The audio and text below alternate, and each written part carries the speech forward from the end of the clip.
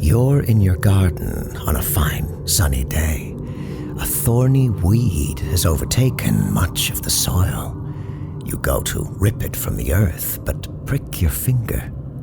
After which, you hear all the flowers whispering, murmuring, and conspiring against you. You need my help. This is A Voice from Darkness.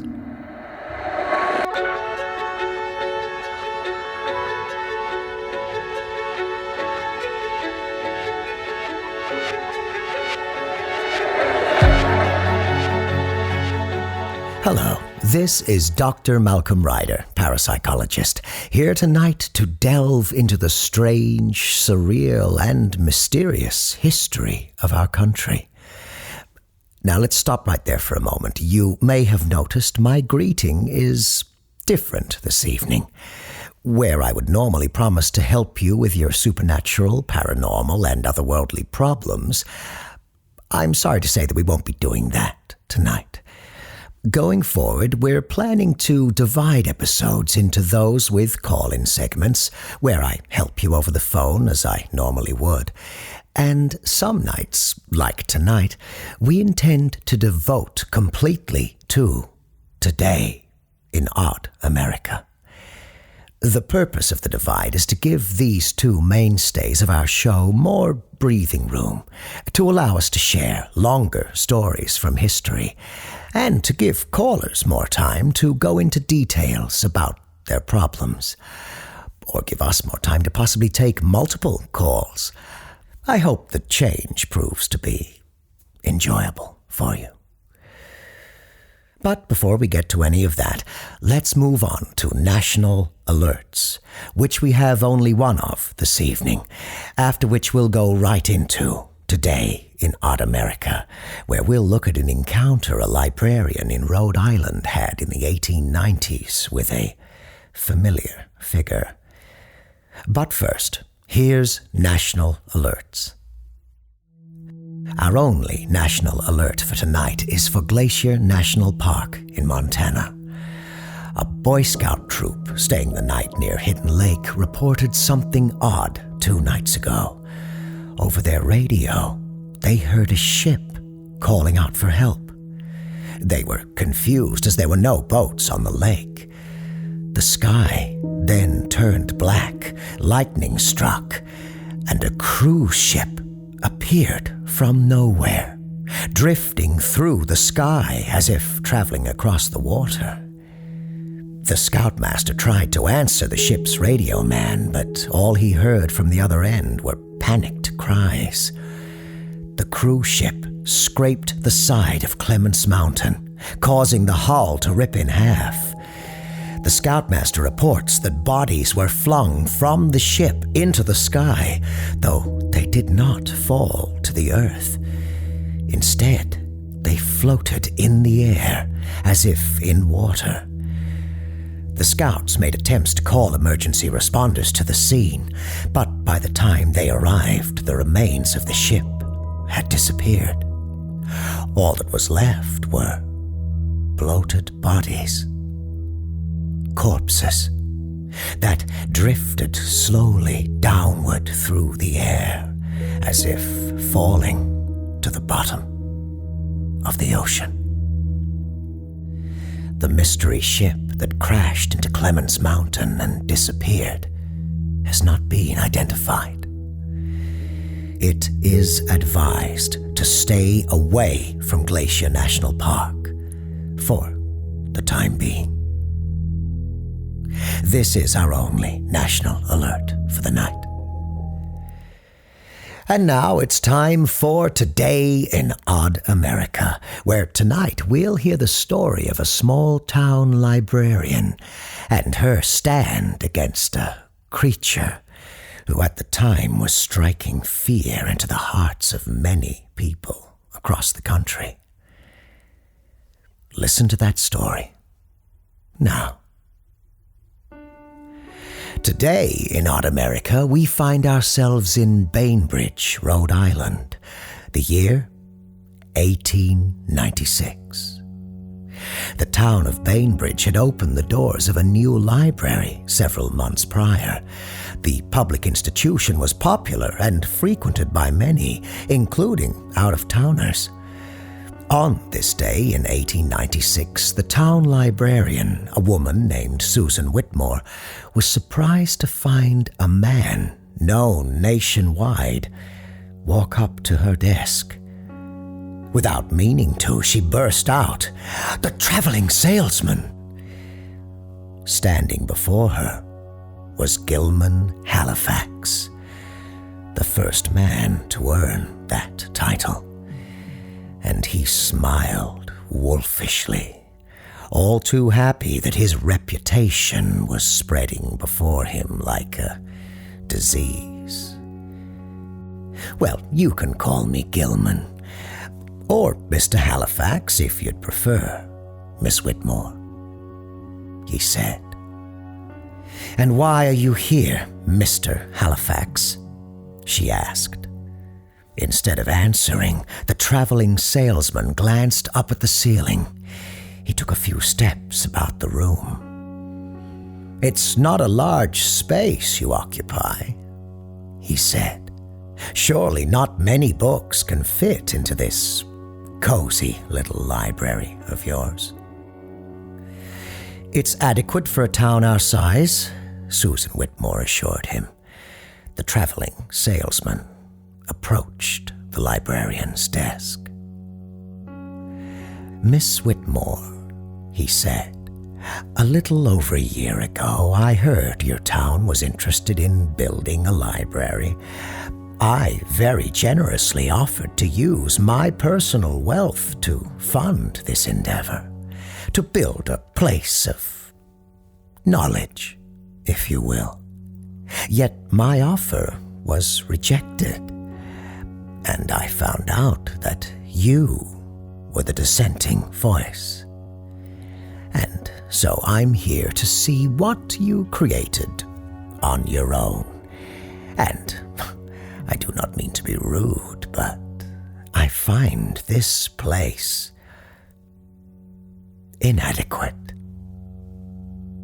The librarian rose from her seat. "Mr. Halifax," she said, "the terms you wished to make with our community were, and you'll forgive me, atrocious. Your offer was to pay for the construction of an enormous building our small town could never afford to maintain. Additionally, those very maintenance costs you were demanding would have left almost no money to purchase books or fund library services, which are the whole point of this public good. Would you not agree?" Again, the traveling salesman did not answer her question directly. Instead, he stepped back and poked his head down one of the narrow rows of shelves. "A shame," he said. "Truly a shame. I found this architect, man by the name of Hayek. You wouldn't believe what he can do with space.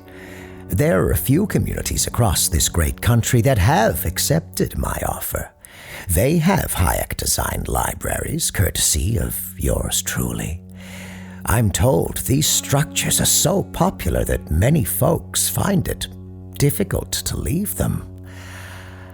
A shame I couldn't give the town of Bainbridge the same." "Is that all you came to say, Mr. Halifax?" the librarian asked. From the inner pocket of his jacket, Halifax produced a beautiful cloth-bound edition of Pride and Prejudice. He placed the book on the librarian's desk. "You wouldn't let me donate a building, Miss Whitmore, but surely you'll let me at least provide your town a copy of one of my favorite books." She hesitated. Jane Austen was one of her favorite authors as well. "We already have a copy of Pride and Prejudice, Mr. Halifax."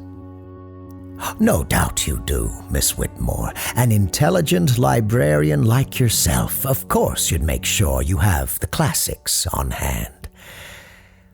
Halifax picked up the book and went to put it back in his pocket, but stopped himself.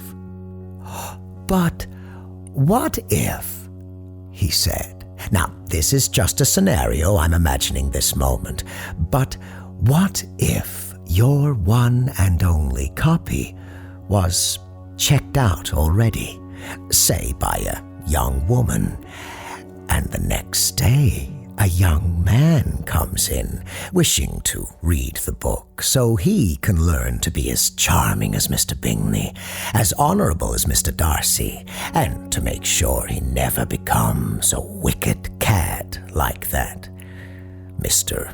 Wickham. It'd be terrible for you to have to turn him away. And then, imagine further still, you do take my copy, and this young man has it checked out while a certain young woman has your other copy. I can see them now, meeting in the street by chance, each seeing the other is reading the delightful love story contrived by Miss Austen. How would they not themselves fall in love at first sight? Oh, I suppose such an occurrence is unlikely, Miss Whitmore, but do you really want to deny the possibility of it ever happening? Are you not a romantic, like myself? Susan Whitmore did not trust Gilman Halifax. There were so many rumors about him and his dreadful company. Strange tales of forced dream labor. Now, interestingly enough, while studying library science, the head of her program, who had a more than passing obsession with Gilman Halifax, had collated newspapers and formed a picture of wherever Halifax was in the country at any given time. He'd concluded that the timelines did not make any sense. No one could travel that fast across the country, not by any natural means. But all that aside, in that moment, Gilman Halifax's reasoning seemed irresistibly sound, and Susan could not construct an excuse to deny taking his book. Mr. Halifax, she said, the Bainbridge Public Library will accept your generous donation. The traveling salesman handed the book to the librarian. Once again, his smile turned predatory. Thank you, Miss Whitmore, for your extraordinary kindness on this day. And with those words, Halifax disappeared. Over a month passed before anyone took home the Halifax edition of Pride and Prejudice. But finally, when the book was checked out by a Mrs. Rosebaum, she brought the book back the next day. Or rather, her husband did, as he led her into the library.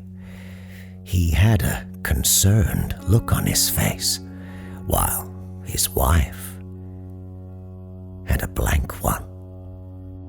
Susan Whitmore asked her, "Did you enjoy the book so much you read it all in a day?" But Mrs. Rosebaum said nothing. Her eyes did not blink or focus on anything in particular. "Did you dislike the book?" Again, Mrs. Rosebaum gave no answer. "She stayed up all day and night reading it," Mr. Rosebaum said. "She didn't even come to bed. I found her in her reading chair early this morning. I believe she caught a cold sitting up all night like that. Susan Whitmore did not like this one bit.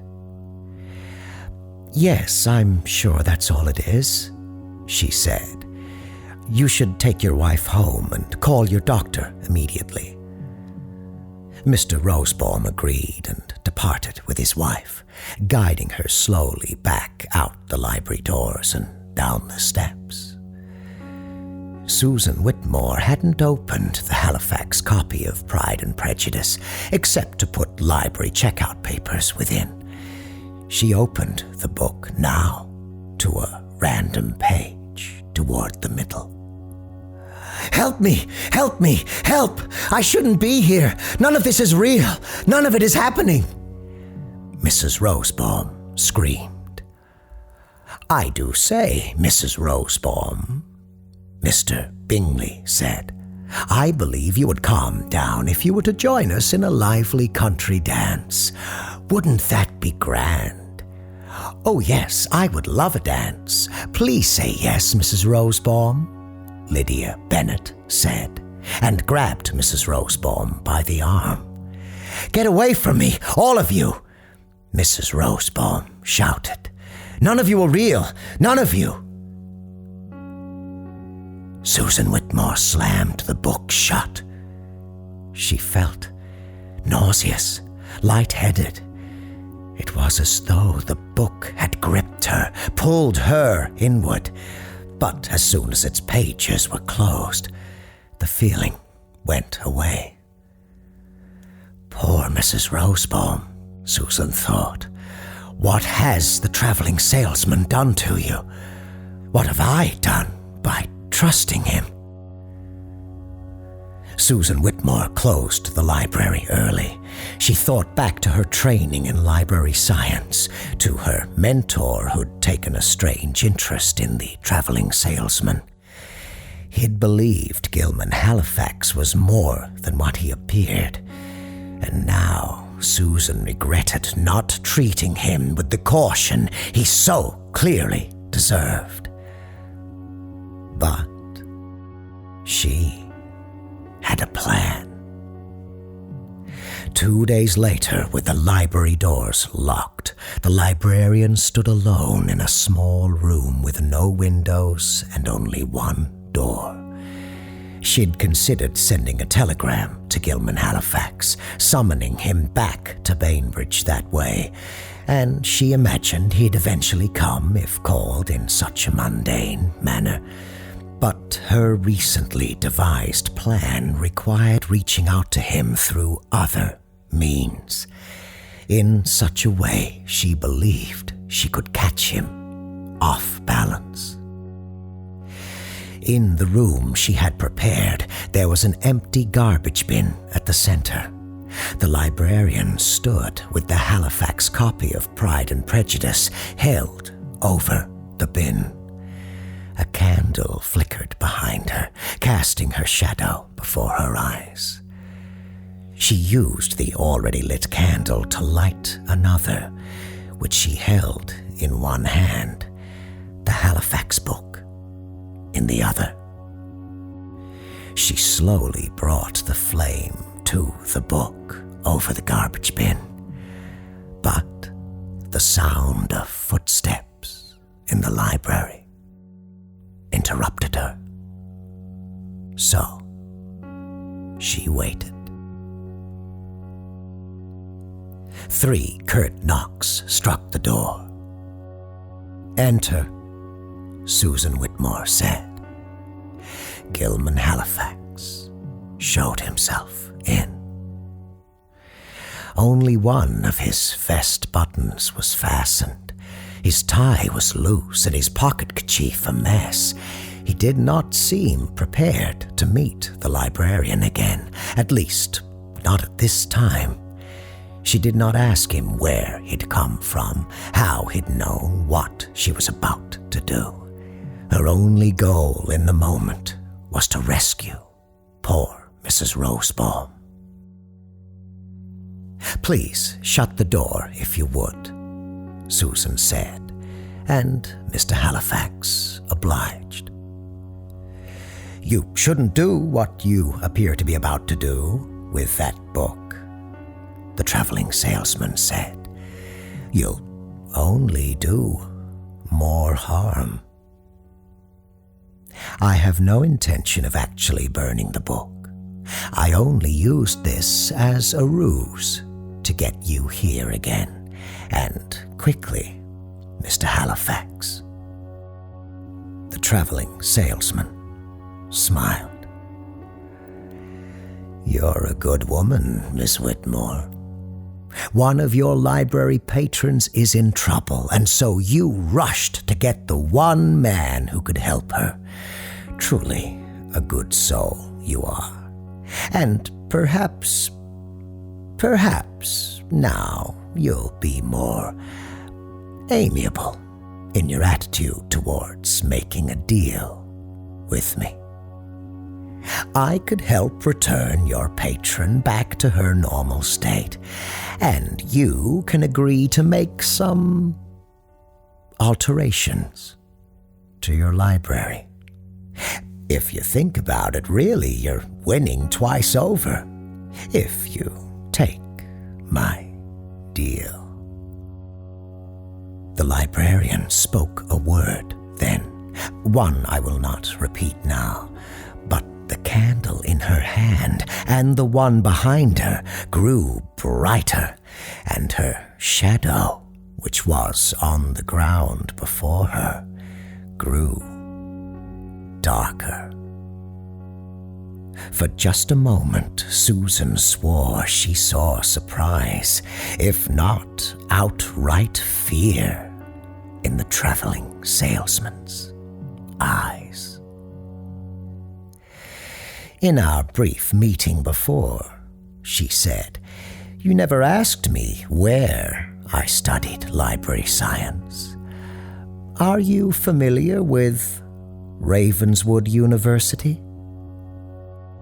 Gilman Halifax crept ever so slightly back toward the door.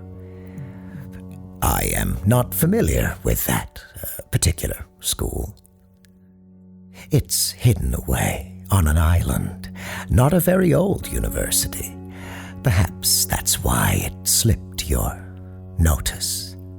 But despite the school's youth, I assure you, William Milner, the head librarian, is quite skilled. Much of my time under his tutelage was spent learning how to catalog various mysteries, secrets, and things stranger still. You wouldn't believe what one might absorb by reading obscure and ancient tomes in order to figure out how to catalog them properly." The traveling salesman absorbed what she said, his eyes darting back and forth from one corner of the room to another. "I can't help but see you have a mirror in each corner of the room," he said. "Thank you for noticing. Isn't it odd how each in turn makes my shadow appear more substantive? As if 4 dark doppelgangers of myself were in the room with us." Halifax furiously turned the doorknob, but the door was locked. "There are words I could speak now, words I've never spoken, so I don't know exactly what consequences would befall me, but I know whatever would happen to me would happen to you 7 times over first, Mr. Halifax." The traveling salesman turned back to the librarian. "What is the deal you are proposing, Miss Whitmore? One that would guarantee my safe exit from this room, I hope. Return Miss Rosebaum to how she was before she read your copy of Miss Austen's book, and swear you'll never step foot in my town ever again. You will not conspire to impact this place indirectly either, through proxies or any other means you have at your disposal. Agree to all of that, and I will let you leave this room alive. The traveling salesman's eyes once again moved across the space. The shadows that reflected in the mirrors looked less and less like Susan Whitmore, and more like dark primordial creatures, ones that hungered for something they had not devoured in time immemorial. Miss Whitmore, your terms are acceptable, he said. A day later, Mrs. Rosebaum was fully recovered. The town doctor insisted she had had a bad fever, and all her memories of the past days dining with the Bennets and having dances with the Bingleys were a fever dream brought about by sickness. Gilman Halifax never returned to Bainbridge, Rhode Island. It was also in these days that his business was vastly rejected by Americans, when his stores were vandalized from coast to coast. He was rarely seen in public by the turn of the century. When he was, it was often in St. Louis consulting with the veiled prince. But he was also said to frequent Mackinac Island, though he was never allowed on the grounds of Ravenswood University, despite his frequent protests. When the Ravenswood Library burnt down and William Milner was killed in the fire, there were some at the school who speculated that Halifax was somehow involved. This suspicion was never proved or disproved. A new library was constructed, and Susan Whitmore was invited by Ravenswood to be the head librarian. At this point, the traveling salesman had nearly disappeared completely, but this didn't stop Susan Whitmore from taking precautions. Across the island, she left certain objects, drew obscure symbols, and whispered arcane words, all with the intention of preventing Gilman Halifax, or any soul like him, from ever stepping foot on Mackinac Island again.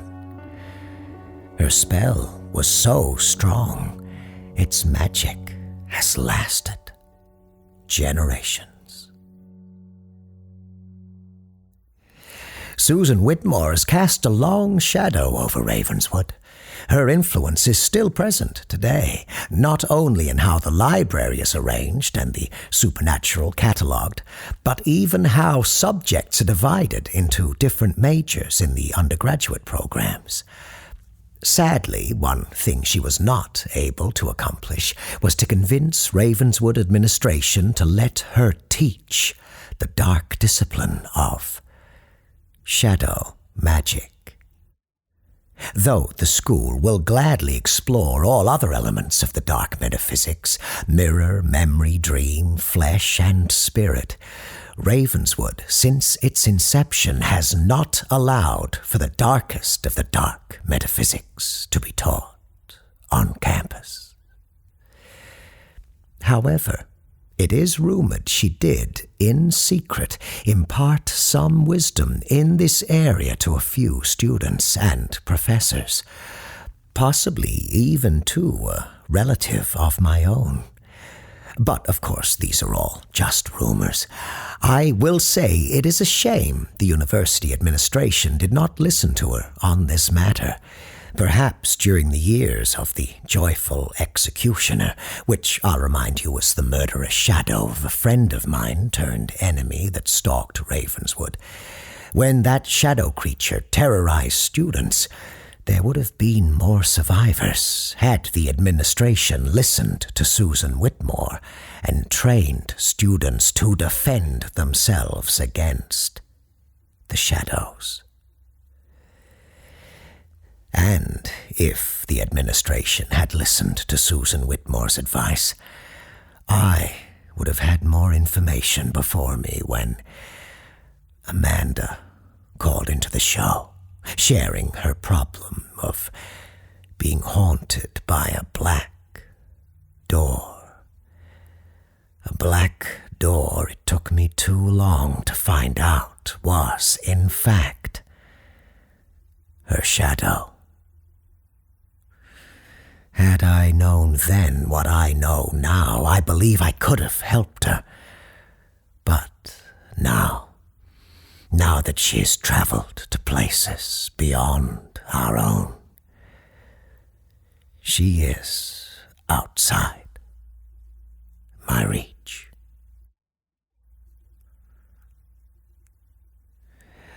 I'll end things there tonight. I'm Dr. Malcolm Ryder, parapsychologist, and remember, if you're experiencing anything supernatural, paranormal, or otherworldly, please feel free to call in next time on A Voice from Darkness.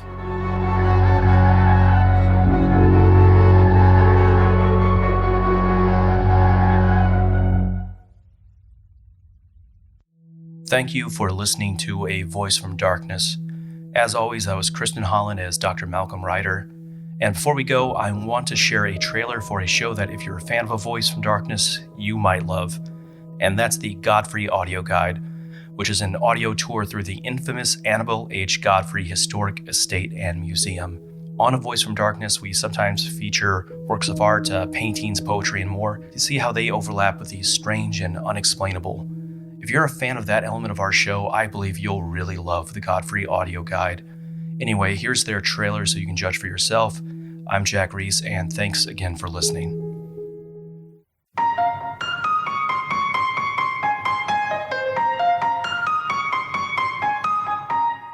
Hello and welcome to the Annabelle H. Godfrey Historic Estate and Museum. Thank you for joining us on the Godfrey's world-famous audio guide. I'll be your host for the duration of your time here at the estate, and look forward to enlightening you as to the history and unique beauty of Annabelle's eclectic collection of art, antiquities, and curiosities. But before we begin, I must go over a few notices and estate rules. Firstly, on the chance that you failed to read the fine print when checking out this audio guide, and are currently standing in the middle of our atrium, waiting for a staff member to come and collect you, this is a self-guided tour. Each audio guide is equipped with a GPS tracking device, which triggers the commentary for the nearest collection item. This provides the dual benefit of a custom experience for you and helping the Godfrey staff locate unreturned audio guides.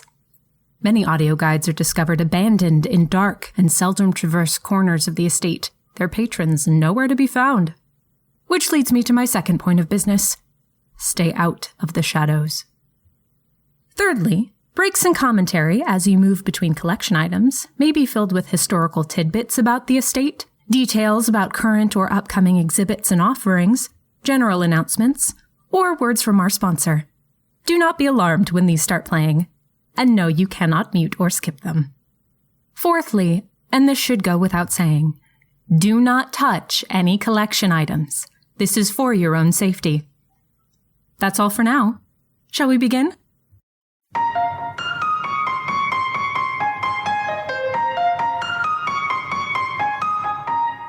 The Godfrey Audio Guide is a fiction podcast that blends horror, sci-fi, and art history, both real and imagined, and which guides the listener through the mysterious Godfrey Estate and Museum.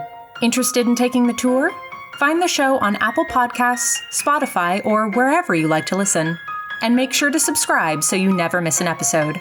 See you at the museum.